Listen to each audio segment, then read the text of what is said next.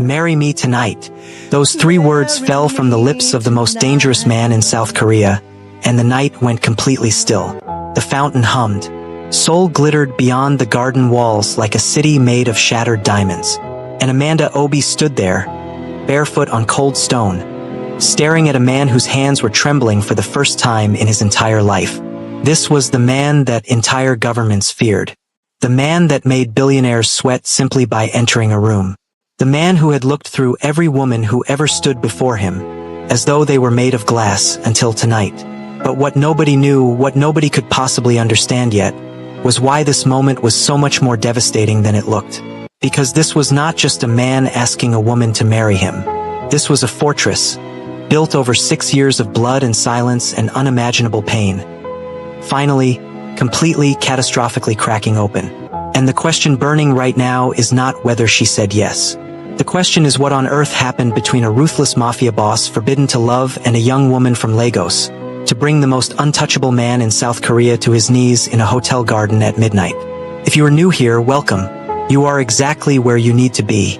Hit that subscribe button right now and tell us in the comments where you are watching from tonight.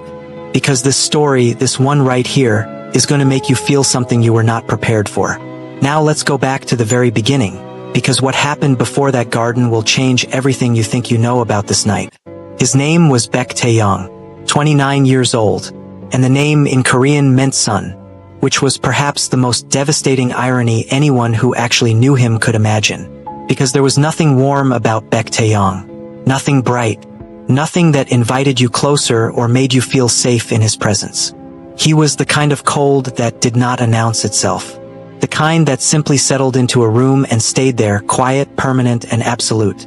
He was the founder and shadow CEO of the Taesung Group, a luxury conglomerate so polished on the surface that politicians attended its charity galas and business journalists wrote flattering profiles about its philanthropic work. But underneath that gleaming surface lived something else entirely. The Taesung underground syndicate had its fingers embedded so deeply into Seoul's financial and political infrastructure that removing it would not just hurt the city. It would make the city bleed in ways that could not be explained to the public.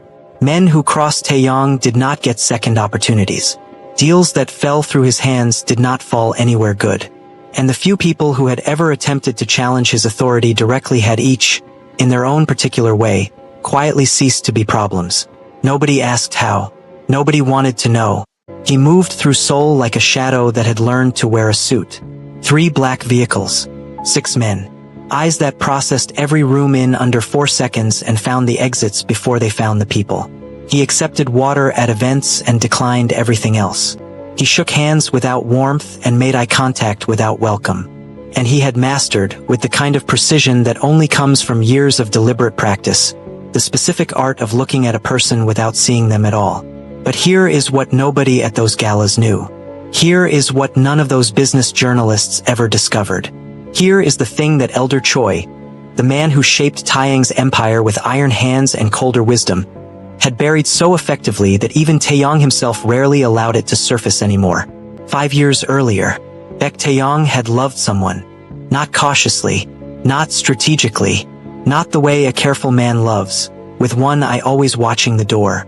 He loved her the way a person loves when they are young enough to believe that loving completely is not the same as being reckless. He loved her with everything he had not yet learned to protect. Her name was Han Suyeon, and she was placed in his path with surgical, patient, devastating precision by people who had studied Baek Taeyong long enough to know exactly what kind of woman would reach the part of him that armor could not cover. She spent 8 months learning him. Every secret he carried below the surface. Every wound he had never shown anyone. Every dream he only admitted in the dark. She listened like someone who genuinely cared. She stayed like someone who genuinely meant to. And Taeyong, brilliant, formidable, dangerous Taeyong, believed every single second of it. Then one night she was gone. And what she left behind was not just the wreckage of his heart. She extracted the financial access codes to 3 of his most sensitive accounts. She handed the identity of his most carefully protected informant to the enemies who had sent her. A man with a wife, 2 daughters, and 17 years of loyal devoted service to the Taesung Empire. That man was dead within 48 hours. Taeyong sat in his office for 3 days and did not speak, did not eat, did not sleep in any way that resembled actual rest. The people closest to him moved around those 3 days like they were moving around something that might detonate without warning. And when he finally emerged on the 4th morning, showered, dressed, completely composed, something fundamental had changed. The warmth that had existed in him, that quiet, particular warmth that his mother Baek Soo-jin had spent years nurturing and protecting, was simply gone. Not suppressed, not hidden, not waiting underneath something. Gone. And in its place Elder Choi installed a rule, spoken quietly in a dark room on the worst night of Taeyang's young life. 5 words that became the iron architecture of everything that followed. You will not love again. Not a suggestion. A law. Written in the specific ink of a man who had just watched betrayal nearly destroy an empire that took a generation to build. And Taeyang, grieving, furious, and more frightened than he had ever been in his life, agreed to it with the absolute conviction of someone who believed they were agreeing to something that would keep them safe. He did not understand yet what he was actually agreeing to. His mother understood.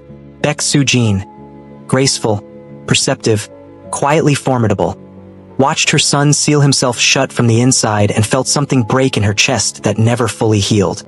She tried. Carefully and consistently and without ever losing hope she tried. She introduced women from families she trusted. Arranged quiet dinners.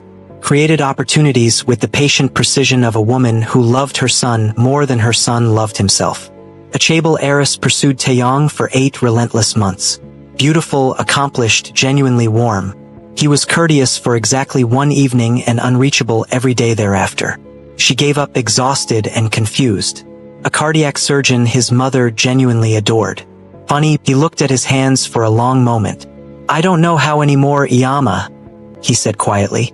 I think that part of me is just gone. Baek Soo-jin reached across the table, covered his hands with hers, and looked at her son, this brilliant, powerful, profoundly broken man, with the specific certainty of a mother who knows something her child does not yet know about himself. It is not gone, she said. It is waiting. And when it finds what it has been waiting for, nothing in this world will be able to stop it. He kissed her forehead, went home to his empty penthouse. He did not believe her. But here is the thing about mothers who love deeply and see clearly. They are almost never wrong. Amanda Obi had been in Seoul for 14 months before the night that changed everything. 22 years old. Master's student at Yonsei University on a full academic scholarship that she had earned with the kind of focused, relentless brilliance that does not announce itself loudly but simply produces results that cannot be ignored. She was from Lagos, Nigeria, and she carried Lagos with her everywhere she went.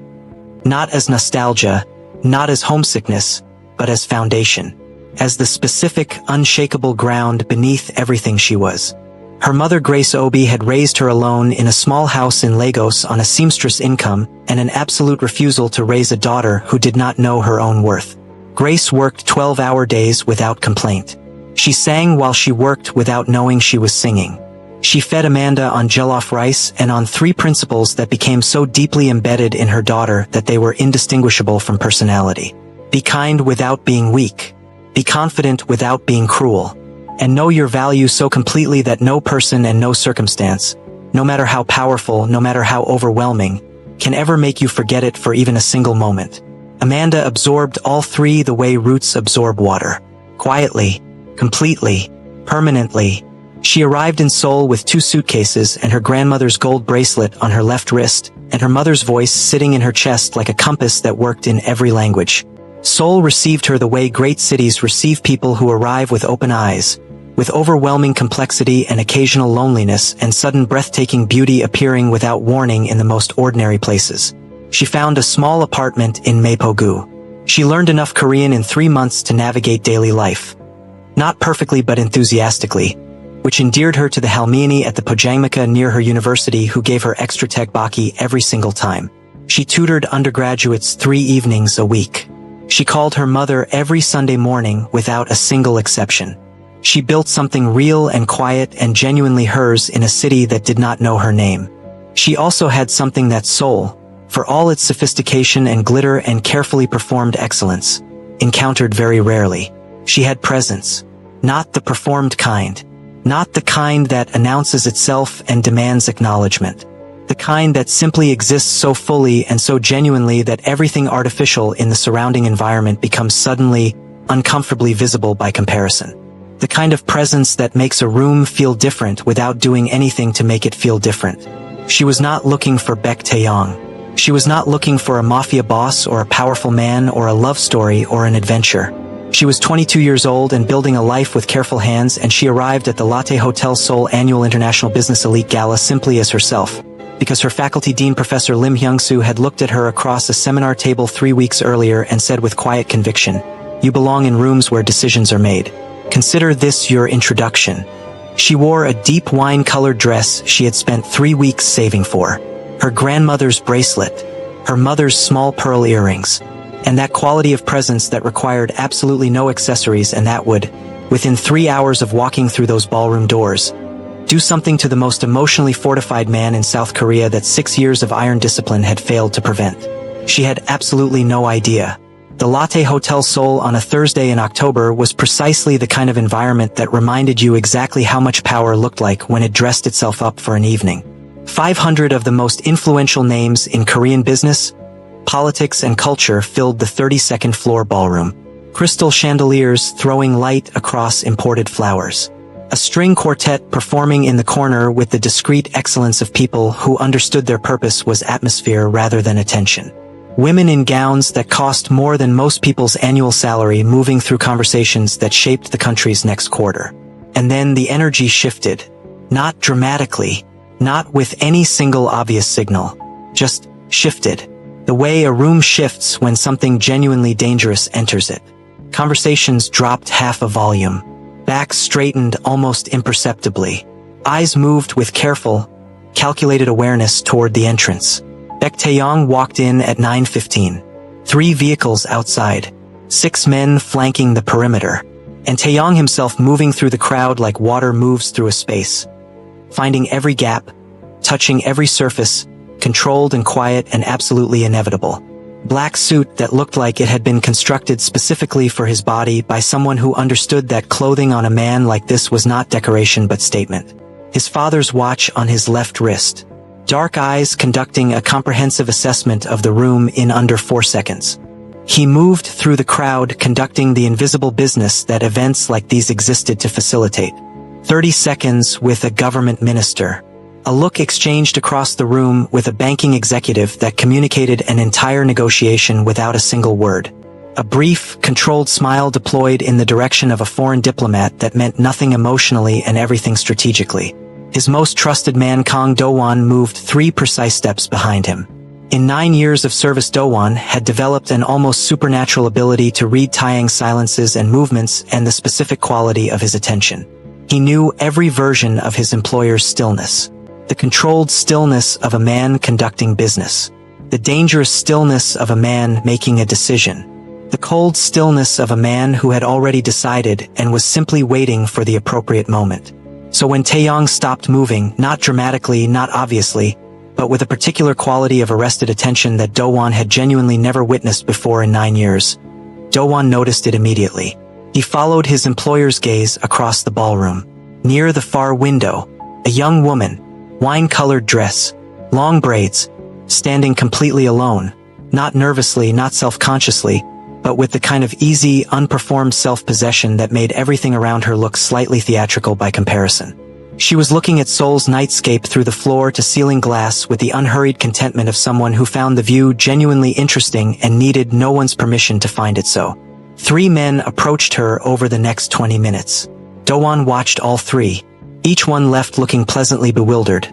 Not rejected cruelly, not dismissed coldly, but somehow gracefully redirected by a woman who was so settled in herself that the usual strategies simply did not find anything to grip onto. Taeyong watched all 3 as well. He said nothing for a long moment. Then he set down his glass of water with a quietness that somehow carried more weight than if he had set it down hard. Do-won. Sir. The woman near the window. Wine dress. Do-won reached Amanda at the window. He stood beside her and spoke quietly and with complete professional discretion. Good evening. I apologize for the interruption. My employer Mr. Baek Tae-yong would like to invite you to join him at his table. He would be very pleased if you would accompany me. Amanda turned from the window. She looked at Do-won directly, looked at his face, looked at his suit, looked back at his face. She was quiet for exactly 3 seconds. Then she smiled. "Mr. Baek Tae-yong," she said pleasantly. "I see. Yes," Do-won said. "He would very much like to meet you." Amanda tilted her head slightly. "That is very kind of him," she said. "Please tell Mr. Beck that I appreciate the invitation genuinely, and that he sounds like a very interesting person." Do-won waited. "However," Amanda continued, still warm, still completely composed, not a single edge in her voice. "Where I come from, a man who is truly interested in meeting someone comes and introduces himself. That is simply how things are done." She held Do-won's gaze steadily. "If Mr. Beck would like to meet me, he is very welcome to come and do so. I will be right here." She turned back to the window. Do-won stood for one silent moment. Then he nodded once, a small precise nod, turned and walked back across the ballroom. Do-won returned to Taeyong, delivered the message word for word. The 3 men within earshot went completely still. Baek Taeyong stood without expression for 10 full seconds. In 9 years, Kang Do-won had developed an extremely precise ability to read his employer's silences. This one was different from every previous silence he had catalogued. It was not the cold silence of controlled anger. It was not the flat silence of boredom. It was the stunned silence of a man who had just experienced something completely outside his existing categories. Then, so briefly that Do-won would later question whether he had imagined it, the corner of Taeyang's mouth moved. He straightened his jacket, and Baek Taeyong, who had not crossed a room for anyone in 6 years, walked the full length of the ballroom to introduce himself to a 22-year-old student from Lagos who had sent back his invitation with better directions. Nobody in that ballroom had ever seen anything like it. Nobody said a word, and somewhere in the silence of that extraordinary moment, without either of them knowing it yet, something that had been sealed shut for 6 years cracked open for the very first time. He walked straight to her. No hesitation, no performance, no carefully constructed entrance designed to remind everyone watching exactly who was crossing that room. Just Baek Taeyong, moving through 500 of South Korea's most powerful people, as though every single one of them was furniture and she was the only thing in the room worth moving toward. She was still looking at Seoul through the glass. He stood beside her for 3 full seconds before she acknowledged him. 3 seconds in which the most powerful man in that ballroom waited in complete silence for a 22-year-old student from Lagos to decide she was ready to look at him. And those 3 seconds were the 3 most extraordinary seconds he had witnessed in 9 years of service. Then she turned. Warm, direct, completely unafraid. "Mr. Beck," she said. "You made the journey. You gave me directions," he said. Something moved behind her eyes. Something warmer than amusement and more intelligent than flattery. "Baek Taeyong," he said. "Amanda Obi," she replied. "It is very nice to meet you." She looked at him the way she had looked at Do-won, directly, genuinely, without the careful performance of someone managing a powerful person's ego. She simply looked at him, like he was a person, like that was the most natural thing in the world. It was the most disorienting experience of his adult life. "You sent back my invitation," he said. "I improved it," she replied pleasantly. "No one has ever done that." She tilted her head. "I imagine not," she said. "That must get quite lonely." The words landed somewhere so precisely accurate that Taeyong had no immediate response. In 30 years of living, in boardrooms and backrooms and negotiations that determined the fates of companies and occasionally people, Baek Taeyong had never once been made temporarily speechless by a single sentence. He was quiet for 2 full seconds. Then, with a quality in his voice that Do-won had genuinely never heard before, "Would you like to get away from the noise for a few minutes?" Amanda considered him. Not quickly, not nervously, with the unhurried, clear-eyed consideration of a woman who always thought before she moved and never moved before she thought. 5 minutes, she said. What was supposed to be 5 minutes became 40. Because something happened in that conversation that bypassed all the usual social performances and landed somewhere real. She did not ask about his empire, did not ask about his power or his influence or the invisible authority that had made every other person in that ballroom recalibrate when he entered it. She asked what Sol looked like when he was a child. She asked whether he cooked for himself. When he admitted he had not in years, she laughed. The full, unguarded laugh that had first reached him across the ballroom, and said her mother would be personally horrified on his behalf. He told her about his father's watch. He had not said that out loud to anyone. It came out of him in that ballroom corner 40 minutes into knowing her existence, and something loosened in his chest the moment it was spoken. Something that had been pulled tight for so long he had genuinely forgotten what loose felt like. When Professor Lim appeared to signal they were leaving, Amanda turned to Taeyong with that steady gaze. "It was genuinely lovely to meet you, Mr. Beck." She turned to leave, and something in Taeyong's chest moved with an urgency that went through every firewall he had built like they were made of paper. "The garden," he said. The word came before the decision did. 5 more minutes. Just the garden. Amanda stopped. Did not turn immediately. 2 seconds of complete stillness. Then she looked back over her shoulder. 5 minutes, she said. "Now pay attention. Because this is the moment the story has been building toward since the very first word. This is the moment that was shown at the beginning. The fountain, the trembling hands, the 3 words that stopped the night completely. Everything that was shown in those opening seconds, every question that was opened, every loop that was left hanging, is about to be answered right now. But knowing what happens and understanding why it happens are 2 completely different things. And it is only now, after everything, that the why finally makes complete sense. The hotel garden at midnight was the kind of place that made Sol's relentless energy feel like something happening in another world entirely. Stone pathways, sculpted hedges casting long soft shadows. The fountain at the center throwing moving light across everything it touched. The city's skyline visible above the garden walls. Close enough to remind you it existed, distant enough to feel like another life. Amanda sat on the stone bench beside the fountain. Shoes placed neatly to her left, feet tucked beneath her. She tipped her face up toward the October sky with the quiet, complete contentment of someone who found beauty in ordinary moments and never once felt the need to perform that finding for anyone watching. Taeyong stood at the garden entrance. He had dismissed Dowon, dismissed all of them. He was standing alone in an open space for the first time in longer than he could clearly remember. No men, no perimeter, no carefully managed distance between himself and a world that had once reached through his defenses and devastated everything it touched.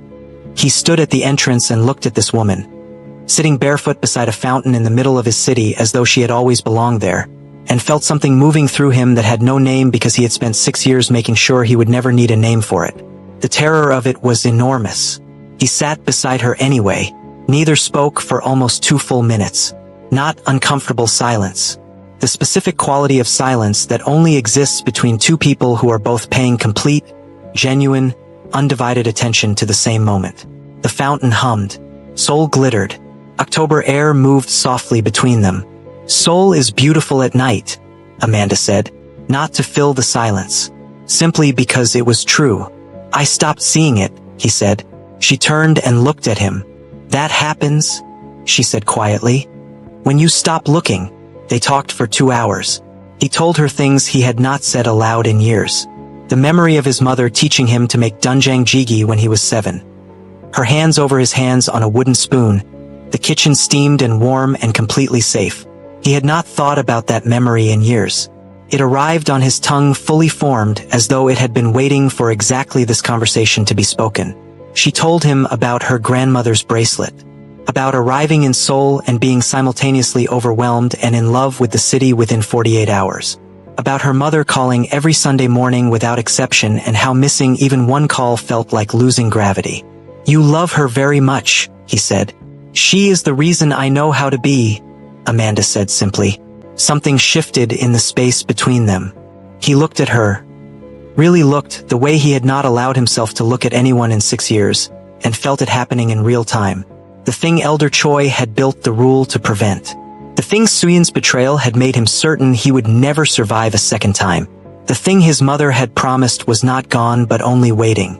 It was not waiting anymore. It was here, right now, in this garden, with this woman, happening whether he was ready or not. He was terrified. He reached out and took both her hands. She stilled completely, looked down at his hands holding hers. Then slowly, with those direct, warm, completely unfrightened eyes up at his face. And she saw it. Whatever was living in his eyes at that specific moment. Not power, not strategy, not the carefully managed blankness he had worn for 6 years. Something raw and trembling and achingly, devastatingly human. Something that had been locked in a dark room since he was 23 years old and was now pressing both hands against the door with everything it had. His hands. These hands that had built an empire from nothing. That had signed agreements shaping the financial infrastructure of an entire city. That had never, not once in 30 years of living through things that should have broken him, trembled. Were trembling. "Marry me tonight," he said. Not commanded. Not performed. Not the voice of the most feared man in South Korea. The voice of a man who had been alone inside himself for 6 years and had just, in a hotel garden at midnight beside a fountain, run completely out of reasons to stay that way. The fountain hummed. Seoul glittered beyond the walls. The October air held everything still. And Amanda Obi, barefoot, unhurried, completely herself, looked at Baek Taeyong for a long, full, unrushed moment. She did not say yes. She did not say no.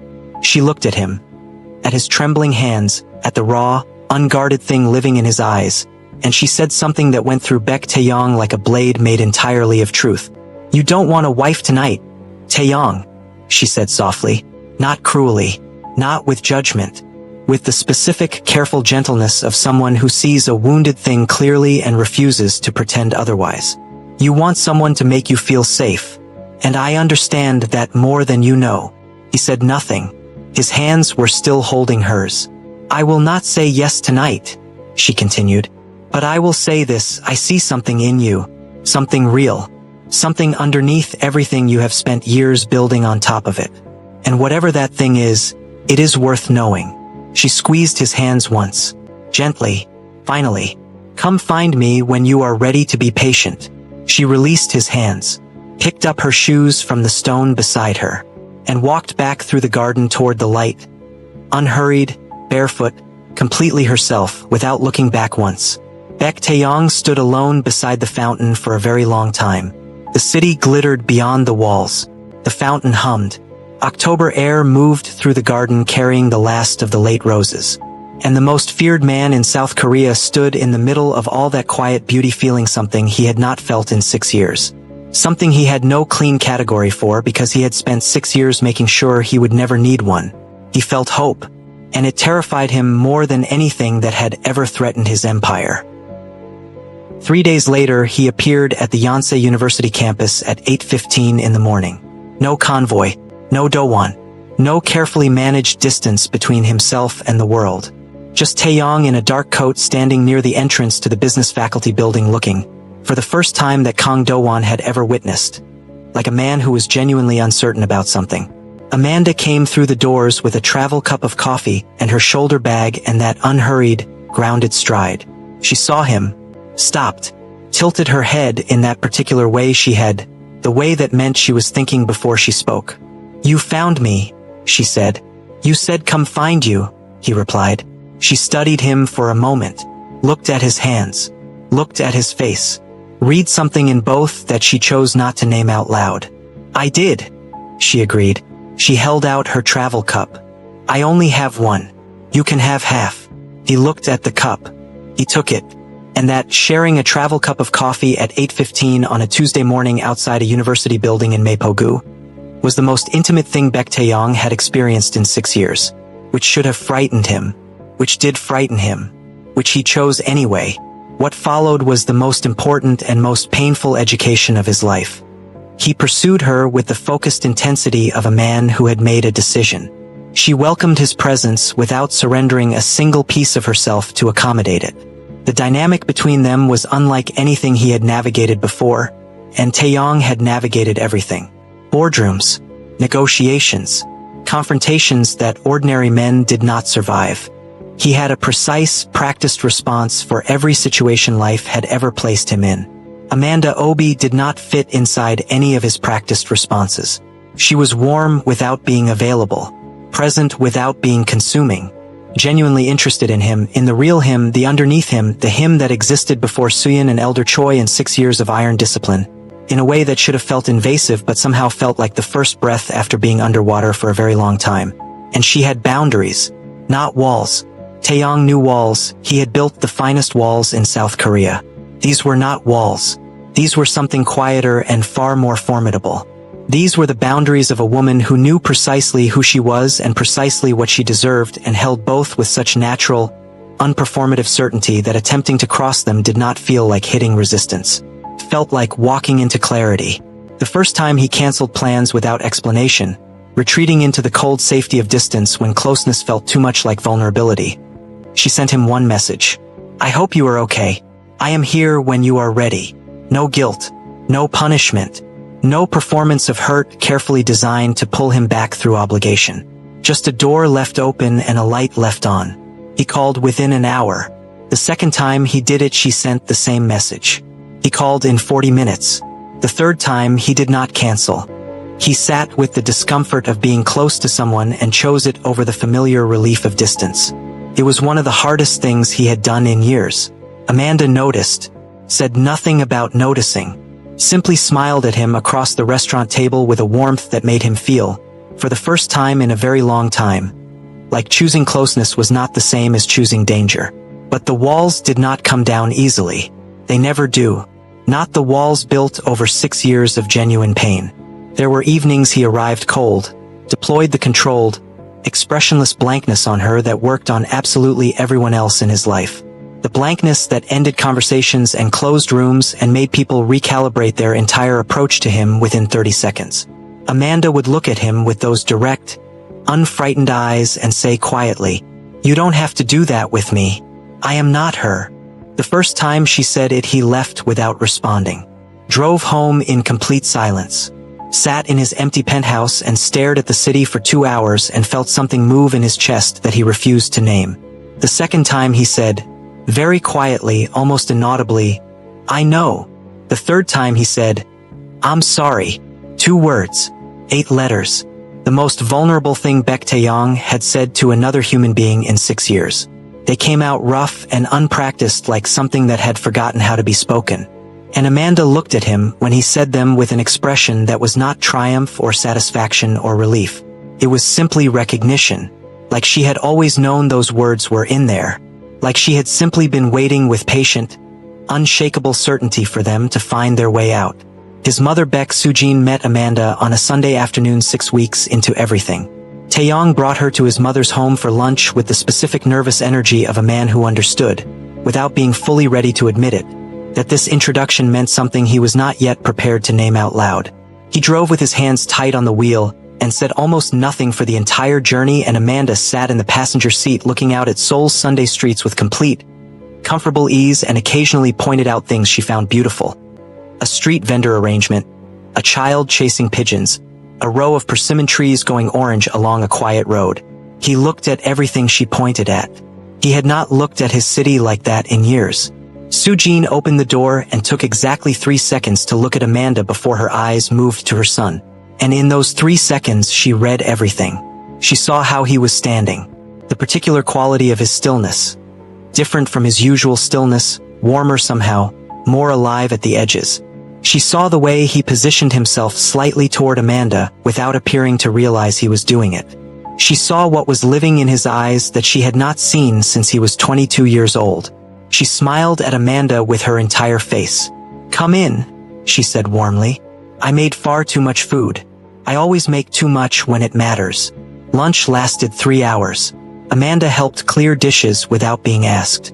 She asked Sujin about the garden with genuine curiosity and listened to the answers with genuine interest. She heard stories about Taeyang's childhood, the Dunjang Jigi, a particular disaster involving a school performance at age 9, the way he used to fall asleep on the sofa with his father's newspaper over his face, and she teased him about each one so naturally, so warmly, that Sujin laughed until tears came to her eyes. And Taeyong, the man who had not been teased by anyone in 6 years because everyone around him was too careful or too frightened, sat at his mother's table and took every single moment of it with something on his face that it took Sujin several minutes to identify, because she had not seen it in so long. He looked genuinely, quietly, unexpectedly happy. When Amanda stepped into the garden to call her mother, Sujin stood beside her son in the kitchen and spoke quietly and directly the way only mothers who have earned the right speak. "She sees you," she said. "Not the empire. Not the power. Not the walls. She sees you, Taeyong. The real you. The you I have been praying someone would find." He watched Amanda through the kitchen window. She was laughing at something her mother said. The full, unguarded laugh that he had first heard across a ballroom and that had somehow known exactly where to land in his chest. Her grandmother's bracelet caught the afternoon light. "I know, Iyama," he said quietly. "Then don't ruin it," she said simply. "By being afraid." He turned and looked at his mother. "I'm trying," he said. She looked back at him with 30 years of loving difficult men and surviving impossible circumstances in her eyes. "Try harder," she said. Month 4 brought the night that nearly broke everything. It arrived without warning, the way the hardest nights always do. Not announced, not prepared for, just suddenly completely there. Taeyong had spent the day in a meeting that excavated things he kept buried under the Empire's constant, relentless demands. A business rival had discovered something. Not about Amanda, not yet, but close enough. Close enough that Elder Choi had appeared at his office door in the late afternoon with those ancient, calculating eyes carrying a warning that landed in Taeyong's chest like something cold and heavy. "Attachments," Elder Choi said quietly, "are being noticed. Noticed attachments become targeted attachments. You remember what happened the last time." He remembered. He remembered every single second of what happened the last time. He arrived at Amanda's apartment that evening carrying 6 years of fear wearing the face of coldness. He sat across from her at her small kitchen table and he was distant, closed, sealed in the specific way that he had perfected over years of practice. He said things designed to create space. Not because he wanted space, because space felt survivable and closeness felt like standing at the edge of something he had already fallen off once and barely survived. Amanda let him finish. She did not interrupt, did not flinch, did not perform hurt in the way that might have pulled him back through guilt. She simply waited until he was done. Then she folded her hands on the table, looked at him with those direct, clear, completely unfrightened eyes, and spoke with the quiet precision of someone who had thought carefully about every single word before she said it. "I need you to hear me, Taeyong. Really hear me." He looked at her. "I am not Suyin," she said. "I will never be Suyin. What she did to you was a cruelty that you did not deserve. It was calculated and it was patient and it was devastating and I am genuinely sorry it happened to you." Something moved across his face, gone before it fully arrived. "But I will not pay for her choices," Amanda continued. "I will not shrink myself or apologize for being real or pretend not to see you clearly just because being seen clearly once nearly destroyed you. That is not love. That is just a different kind of loneliness." The kitchen was very quiet. Outside, Seoul moved through its evening with complete indifference to what was happening inside this small apartment in Mapogu. "You are allowed to be loved, Taeyong," she said, and her voice on those words was so steady, so certain, so completely without performance that it went through every wall he had built like they had always been made of something temporary. "You were never forbidden. You were only broken. And broken and forbidden are not the same thing. They have never been the same thing." The silence that followed was the longest of Taeyong's adult life. He sat with those words in the specific way that a person sits with something true that they have been running from, not comfortably, not easily, but with the particular stillness of someone who has finally stopped running and is standing in the open for the first time in years. When he finally spoke, his voice was different, lower, stripped of everything he usually wore on top of it. "I don't know how to do this without being terrified," he said.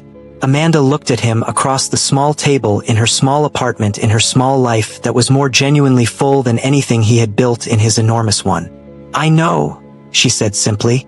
"Do it terrified. I will be right here."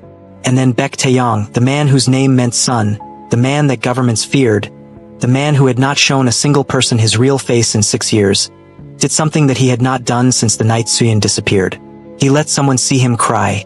Not loudly, not dramatically, just quietly, completely, without any of the armor he had worn for so long it had started to feel like skin. And Amanda did not make it into something, did not reach across the table to manage it or console it or turn it into a moment about her response to his vulnerability. She simply stayed, present and steady and real, exactly as she had promised.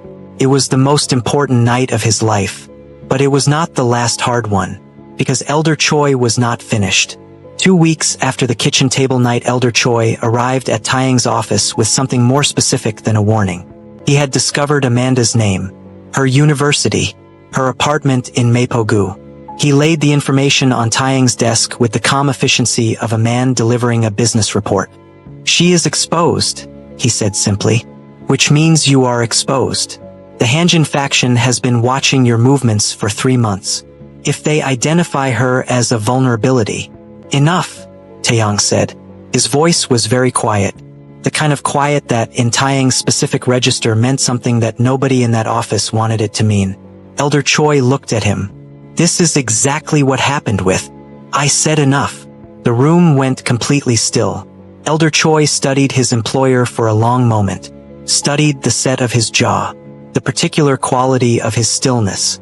The thing living in his eyes that was not anger and not fear but something else.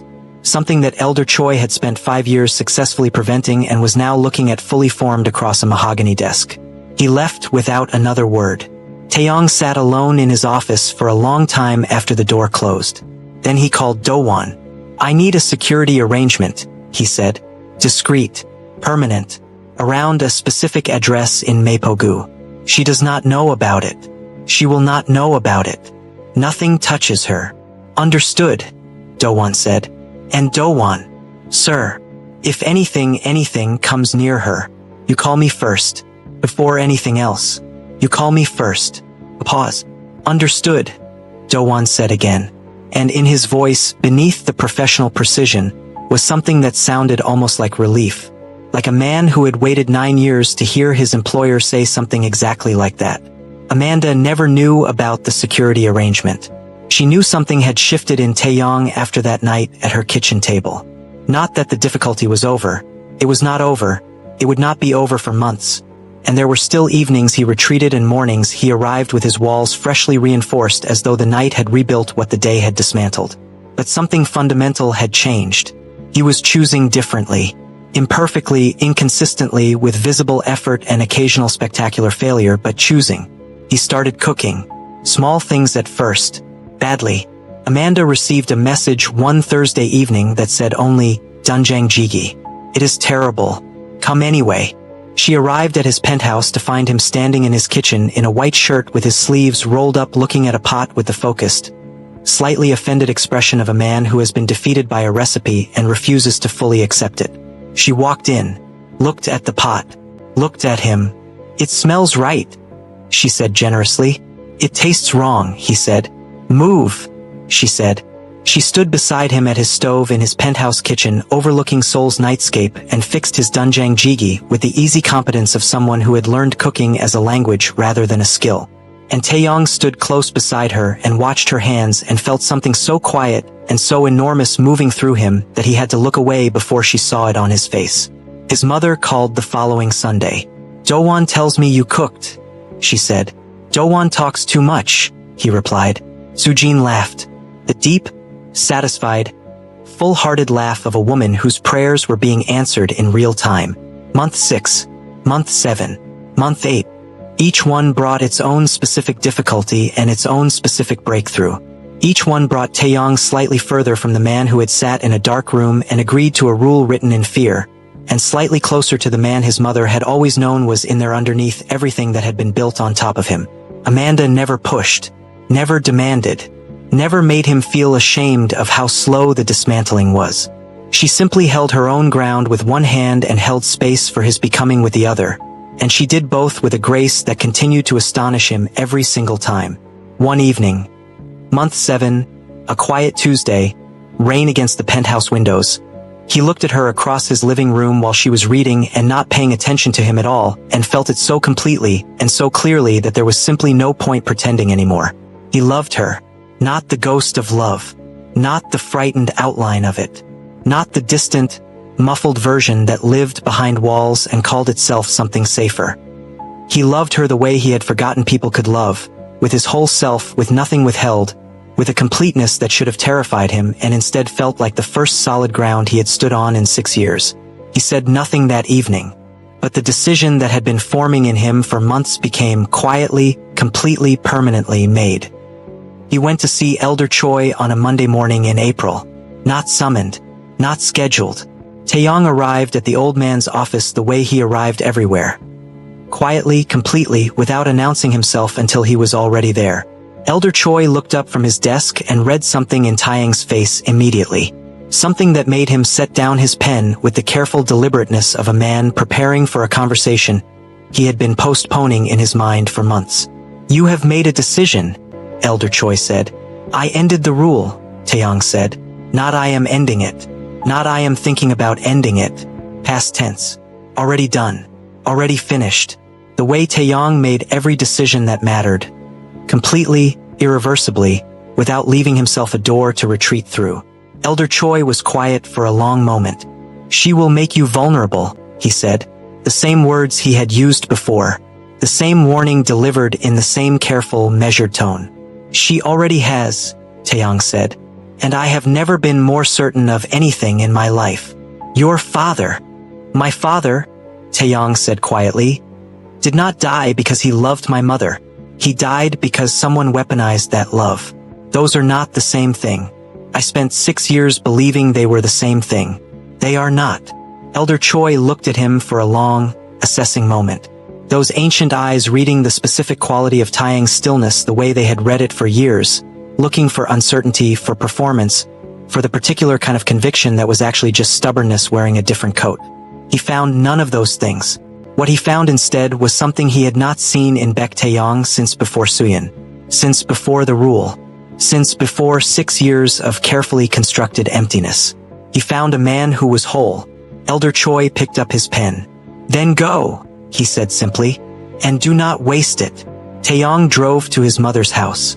Sujin was in her garden when he arrived, tending to the persimmon tree that she had planted the year his father died and that had grown, stubbornly and beautifully, into something that now shaded the entire south side of the house.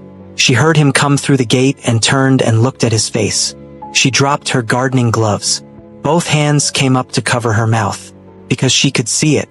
Everything. All of it. Written across her son's face with a clarity and an openness that she had not seen since he was 22 years old and the world had not yet taught him that openness was a liability. He crossed the garden, sat across from her at the small outdoor table where they had shared 10,000 cups of tea, looked at his mother, this woman who had loved him through everything, who had held hope for him when he had none for himself, who had prayed every morning for the person who would reach him, and said 3 words so simply that their simplicity was the most powerful thing about them. "I found her." Baek Sujin made a sound that was not quite a word. Her eyes filled immediately, not with sadness, not with relief alone, but with the specific, enormous emotion of a prayer answered so completely that the answer was almost too large to hold. She reached across the table, took his face in both hands, the way she had when he was a small boy and she wanted him to hear something important. "There he is," she whispered. "There is my son." He covered her hands with his. They sat in the garden for a long time. The persimmon tree moved quietly above them. Seoul went about its business beyond the walls. And between a mother and her son something was completed that had been left unfinished for 6 devastating years. Before he left she pressed something into his hand. A ring. Simple. Precise. A single diamond set in a band of Korean gold. The specific warm tone of it that is slightly different from any other gold in the world. She had been holding it for 3 months. Waiting. Certain. "I chose it," she said. "I hope that is all right." He looked at the ring in his palm, closed his fingers around it. "It is perfect," he said. He proposed to Amanda on a Thursday evening in October. 1 year exactly from the night they met. He brought her back to the Latte Hotel. Not for an event, not for dinner, not with any explanation that prepared her for what was coming. "Just come with me tonight. There is somewhere I want to take you." She came. They walked through the hotel and out through the corridor and into the garden, and Amanda stopped when she saw it. The same fountain. The same stone paths. October air carrying the same faint perfume of late roses. soul glittering beyond the walls in the exact same way it had glittered 1 year ago when two people sat beside this fountain and had a conversation that changed the direction of both their lives. She turned to look at him. She turned and found him already on one knee. The fountain hummed behind him.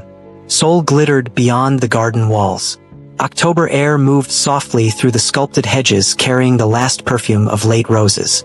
And Baek Taeyong, the man whose name meant sun, the man that governments feared, the man who had looked through every woman who ever stood before him as though they were made of glass, was on one knee on cold stone in a hotel garden holding a ring that his mother had chosen 3 months ago because she knew before he did. Amanda's hands came up and covered her mouth. "I spent 6 years believing I was forbidden to love," he said. His voice, that voice that had commanded rooms and ended negotiations and never once wavered in 30 years of living, was doing something it had never done before. It was breaking. Slightly. Cleanly. At the edges. I was not forbidden. I was broken. And you, Amanda Obi, you did not fix me. You did something more important than that. You stood beside me while I learned to fix myself. She was crying. She had not decided to cry. It was simply happening.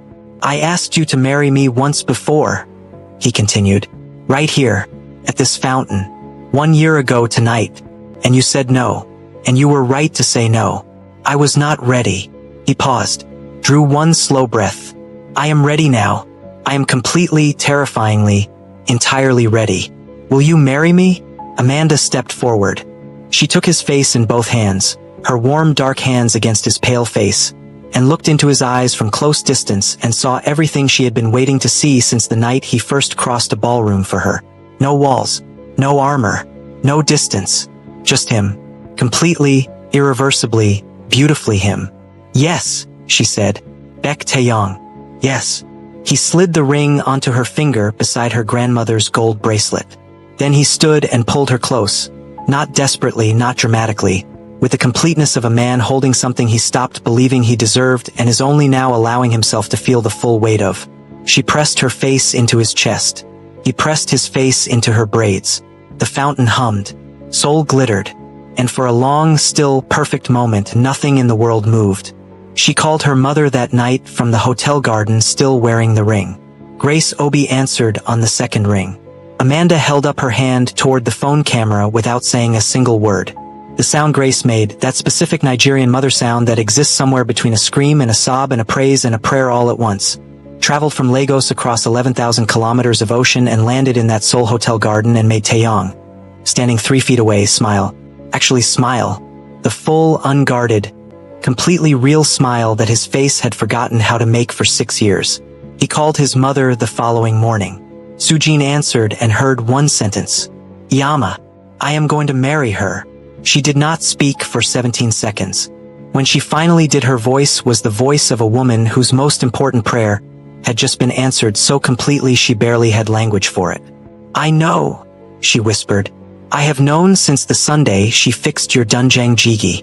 He laughed, and the sound of it, Baek Taeyong laughing freely, completely, without strategy or performance, made Sujin press her hand over her heart and close her eyes and breathe.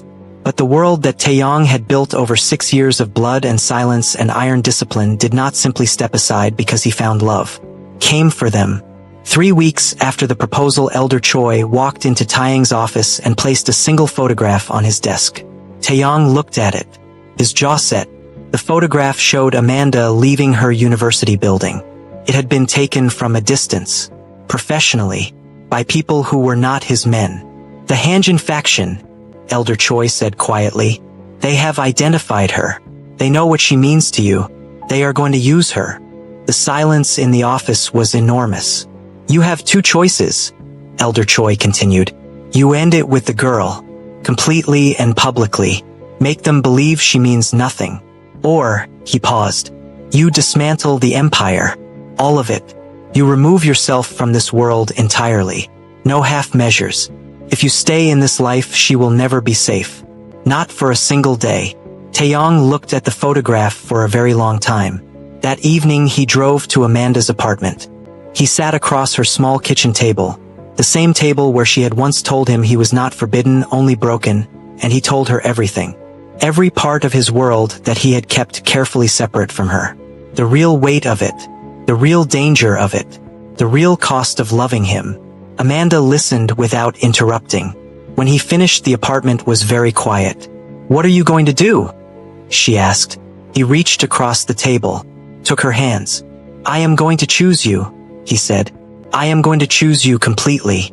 But I need you to understand what that means. I am going to walk away from everything. The empire, the power, all of it. And I need to know that you understand that the man you are marrying after that will just be a man. No empire, no power, just me." Amanda looked at him for a long moment. "Taeyong," she said softly, "that is the only version of you I ever wanted." He transferred the empire to his most trusted cousin within 30 days.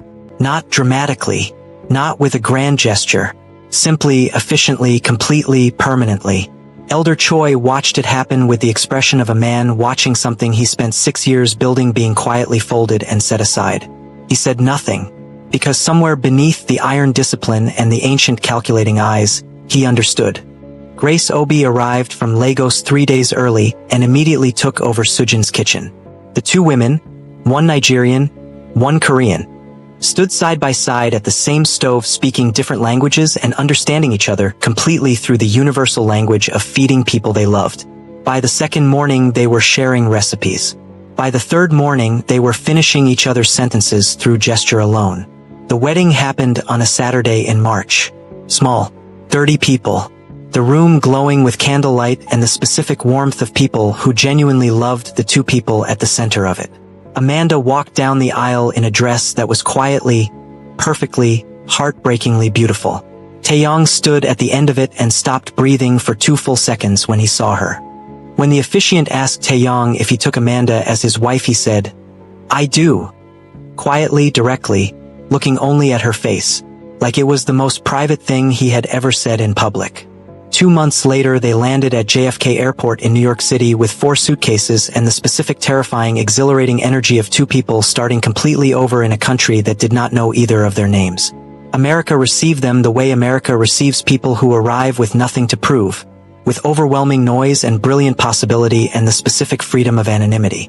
They found an apartment in Atlanta, Georgia. Warm, spacious, full of light. The specific opposite of the cold penthouse Taeyong had left behind in Seoul. Amanda hung her Nigerian fabric on the living room wall the first evening. Taeyong watched her do it and felt something in his chest that he now recognized immediately. Home. They did everything. Everything ordinary people do that Taeyong had spent 6 years being too powerful and too dangerous and too sealed to experience. They drove to the grocery store on Sunday mornings and he pushed the cart with the focused intensity of a man conducting a military operation while Amanda put things in it that were not on any list. They went to a 4th of July celebration in Piedmont Park and he watched American fireworks explode over Atlanta with an expression of genuine wonder that Amanda photographed secretly and kept forever. They went to a diner on a Tuesday morning and he tried his first stack of American pancakes with maple syrup and said with complete seriousness, "This is better than anything I have eaten in my life." And she laughed so hard she cried into her coffee. They went to Thanksgiving at a colleague of Amanda's. He sat at a table of 12 Americans who had absolutely no idea who he used to be and talked about football with a man named Deshaun for 2 hours and drove home afterwards saying, "I do not understand the rules, but I enjoyed myself," which made Amanda laugh the whole way home. They built something real, something ordinary. Something that required no bodyguards and no convoys and no carefully managed distance between themselves and the world. Something that was simply life. 5 years later, Amanda woke up on a Tuesday morning, looked at a small white test in a gas station bathroom during a road trip to Savannah, and walked back to the car where Taeyong was leaning against the hood scrolling through his phone. She held up the test without saying a word. He looked at it, looked at her. His phone dropped into the passenger seat behind him. Both his hands came up and covered his mouth, the same gesture she had made in a hotel garden when he proposed, and his eyes filled with something that had no name but required no name. He crossed to her in 2 steps and held her so completely that she laughed into his shoulder. "A baby," he said into her hair, like he needed to hear himself say it. "A baby," she confirmed. He took care of her the way he did everything, completely, precisely, with the focused intensity of a man for whom the person in front of him was the most important assignment he had ever been given. He drove her to every appointment, He learned everything, every stage, every week, every what to expect, and asked the doctors questions that made them look at him with impressed surprise. He woke up at 3 in the morning when she could not sleep and sat with her in the kitchen and made warm soup and did not once complain. He drove to 4 different stores on a Wednesday night to find the specific brand of Nigerian chin crackers that she suddenly needed with an urgency that could not be negotiated with. He talked to her stomach, in Korean, in the specific warm, quiet voice that only Amanda had ever heard from him, the voice that existed underneath everything he had spent years building on top of it. She recorded it once without telling him. She watched it back every single day of her pregnancy. Their daughter arrived on a Thursday morning in November at Piedmont Atlanta Hospital. 7 pounds 2 ounces, the most perfect thing either of them had ever seen, with her mother's wide dark eyes and her father's sharp cheekbones and both their stubbornness already present and fully operational. Taeyong held her for the first time standing beside Amanda's hospital bed. This man who had once commanded the most feared underground empire in East Asia, holding a 7-pound baby girl in his arms with his hands shaking and his face completely destroyed by love in the most beautiful possible way. "She is so small," he said. "She is perfect," Amanda said. "She is both," he said, and the way he said it, quietly, with complete certainty, looking down at his daughter, made Amanda close her eyes and breathe and feel the specific enormous piece of a woman who chose correctly. They named her Suji Amara Beck. 1 year later, Grace flew from Lagos and Sujin flew from Seoul, and both grandmothers arrived at the Atlanta apartment within 6 hours of each other on a Saturday in November, the baby's first birthday.